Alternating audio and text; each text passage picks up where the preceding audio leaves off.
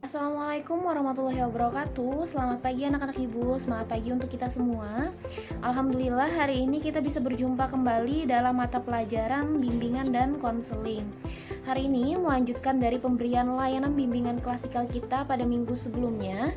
Kita akan membahas tentang layanan pribadi, yaitu tentang kelebihan diri. Wah, menarik sekali ya. Jangan lupa sebelum kita membahas lebih lanjut, marilah kita mengucapkan basmalah. Bismillahirrahmanirrahim. Semoga dengan pengucapan basmalah tadi, materi layanan kita hari ini dapat mudah dipahami dan dapat mudah untuk dimengerti. Sebelum lebih jauh membahas tentang materi kali ini, di sini Ibu akan menjelaskan tentang tujuan dari layanan kali ini. Adapun tujuan dari layanan ini adalah yang pertama, peserta didik atau konseli dapat memahami tentang pengertian kelebihan diri. Yang kedua, peserta didik atau konseli dapat memahami tentang konsep kelebihan diri. Dan yang ketiga, peserta didik atau konseli dapat memahami tentang pengertian sikap positif. Dan yang keempat, itu peserta didik atau konseli dapat memahami tentang konsep dari sikap positif. Selanjutnya mengenai langkah-langkah yang akan kalian lakukan. Yang pertama adalah kalian harus menyimak dan memperhatikan tentang materi yang Ibu berikan. Yang kedua, menyiapkan kertas dan alat tulis untuk kuis yang Ibu beri saat akhir layanan.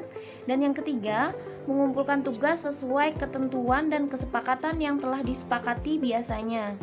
Selain itu, layanan kita pada hari ini akan dilaksanakan dalam 1 jam mata pelajaran atau sekitar 45 menit, dan kita sepakat akan melaksanakannya dengan baik dan diperhatikan secara seksama. Oke, mengenai topik yang akan kita bahas hari ini adalah tentang kelebihan dan sikap positif dalam diri yang diberi tema Aku Pasti Bisa, Kita Pasti Bisa, dan Semua Pasti Bisa.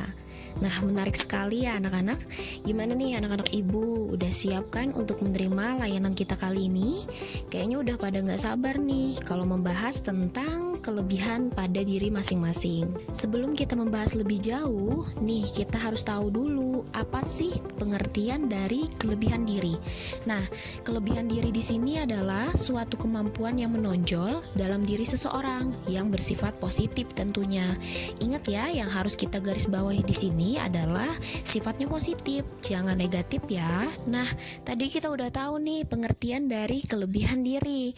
Di sini Ibu juga mempunyai beberapa contoh kelebihan diri, antara lain percaya diri, disiplin, mudah bergaul, pandai berkomunikasi, pemberani, optimis, kreatif dan inovatif, peka, berjiwa penolong, murah hati, penyayang, rapi, berwawasan luas, kemampuan jasmani yang tinggi, peduli lingkungan, agamis, pemaaf, memiliki daya tarik, sopan, dan lain-lain. Ini hanya beberapa contoh yang Ibu sebutkan. Mungkin saja nantinya kelebihan diri yang ada di dalam diri kalian tidak termasuk di dalam contoh ini. Hanya saja bisa kalian kemukakan nantinya ketika ada kuis dari Ibu. Nah, setelah kalian mengetahui apa sih kelebihan yang ada di diri kalian masing-masing, sebenarnya ada loh manfaat ketika kalian mengetahui kelebihan diri kalian. Yang pertama, mengetahui arah dan tujuan hidup. Yang kedua, menyadari batas kemampuan diri. Yang ketiga, sebagai evaluasi untuk memperbaiki kekurangan diri. Yang keempat, sebagai motivasi agar semakin meningkatkan kelebihan diri. Dan yang kelima, semakin mengapresiasi diri sendiri. Wah, hebat banget ya ketika kita mengetahui manfaat dari kelebihan diri. Sebelumnya kita sudah membahas tentang kelebihan diri, dan yang Ibu garis bawahi di sana adalah tentang sifatnya positif. Nah, di sini Ibu juga akan memberikan pengertian tentang sikap positif. Sikap mencerminkan dari kepribadian seseorang, dan pikiran memberi peran yang besar terhadap sikap seseorang. Itulah mengapa berpikir positif membuat perbedaan besar dalam hidup kita. Sikap yang baik dimulai dari berpikir positif, dan berpikir positif memiliki peran penting dalam pembentukan setiap individu. Sikap positif membantu kita semua dalam mengatasi masalah kehidupan sehari-hari. Sikap positif yang penting dimiliki oleh setiap individu. Yang pertama adalah peka terhadap sekitar.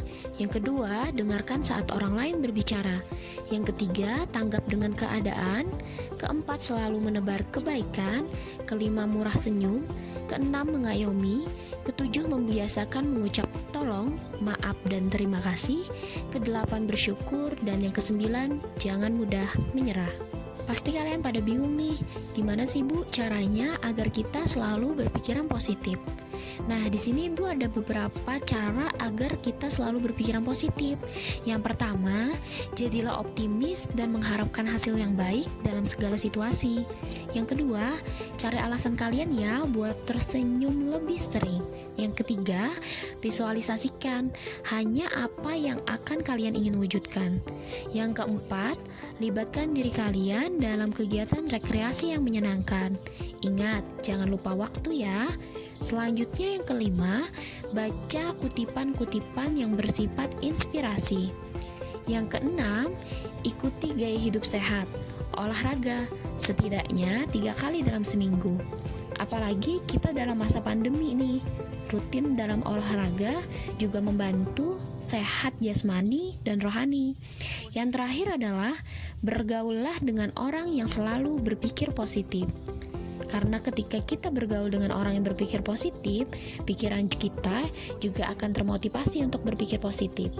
Di sini juga diperlihatkan bahwasanya positive thinking untuk hidup lebih bahagia, senang, tenang, damai, gembira, sukacita, tertawa, maupun tersenyum. Hayo, siapa yang tidak ingin untuk berpikiran positif kalau dampaknya akan bermanfaat bagi kita semua?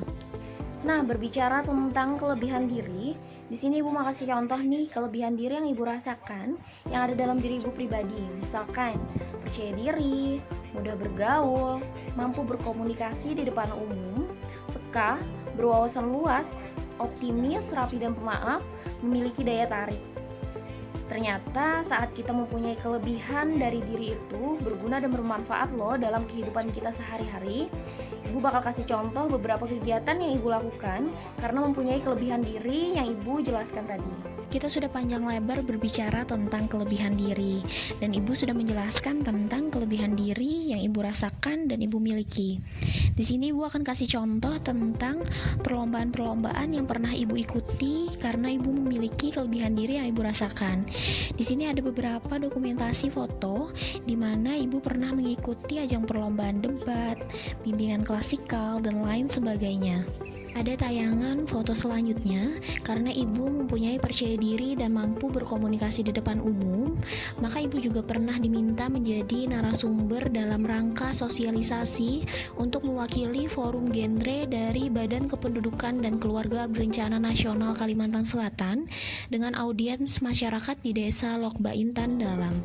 Selain itu, ini adalah beberapa dokumentasi saat Ibu melaksanakan tugas di Duta Genre Provinsi Kalimantan Selatan, mengisi acara pada Juku Tanglong dan Pawai Wisata Susur Sungai se-Indonesia pada tahun 2019 yang diadakan di Kalimantan Selatan, serta menjadi pemandu acara pada acara-acara yang diminta oleh pihak panitia pada biasanya.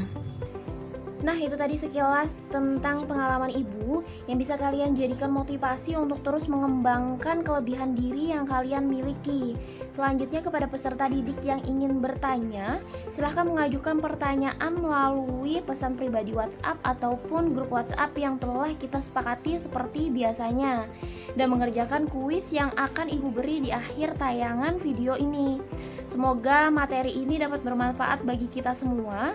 Sampai bertemu pada minggu selanjutnya dengan materi yang lebih menarik dan lebih asyik tentunya. Wassalamualaikum warahmatullahi wabarakatuh.